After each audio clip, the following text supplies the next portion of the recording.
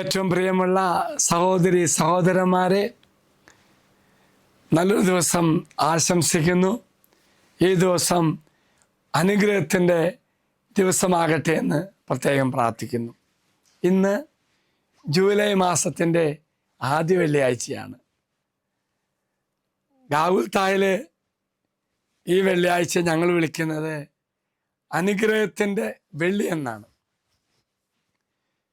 ഗാഗുൽത്തായിൽ കടന്നു വന്ന് ശുശ്രൂഷ പങ്കെടുക്കുന്ന മക്കൾക്കും ഓൺലൈനിലൂടെയും മറ്റ് മാധ്യമങ്ങളിലൂടെയും വിദേശത്തിരുന്നും സ്വദേശത്തിരുന്നും ശുശ്രൂഷ പങ്കെടുക്കുന്ന മക്കളുടെ ജീവിതത്തിൽ അനുഗ്രഹമായി മാറാൻ ഇന്ന് പ്രത്യേകം പ്രാർത്ഥിക്കും.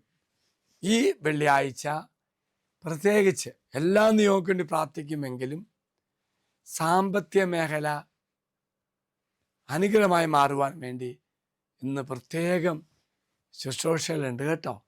നിങ്ങൾ എല്ലാവരും ഗാഗുൽത്തായ്ക്ക് വരണം. ഗാഗുൽത്തായ്ക്ക് വരാൻ പറ്റാത്ത മക്കൾ ഓൺലൈനിലൂടെ മറ്റ് മാധ്യമങ്ങളിലൂടെ ഭവനത്തിരുന്ന് പ്രാർത്ഥിക്കണം, മറക്കരുത്. നിയമാവർത്തന പുസ്തകം 28-ാം അധ്യായം 12-ാം വാക്യം. ആ വാക്യം സാമ്പത്തികമായി പ്രതിസന്ധിയിലൂടെ കടന്നു പോകുന്ന മക്കൾ ദൈവത്തോട് പ്രാർത്ഥിച്ച് സാമ്പത്തിക മേഖല അനുഗ്രഹമായി മാറ്റുവാൻ നമുക്ക് സാധിക്കണം. വചനം പറയുന്നു, ഞാൻ ദൈവത്തോട് പറയുമ്പോൾ ദൈവം എനിക്ക് വേണ്ടി എങ്ങനെയാണ് പ്രവർത്തിക്കണമെന്ന് പറയുന്നത്. കർത്താവ് തൻ്റെ വിശിഷ്ട ഭണ്ഡാകാരമായ ആകാശം തുറന്ന് നിന്റെ ദേശത്ത് തക്ക സമയത്ത് മഴ പെയ്യിച്ച് നിന്റെ എല്ലാ പ്രയത്നങ്ങളെയും അനുഗ്രഹിക്കും.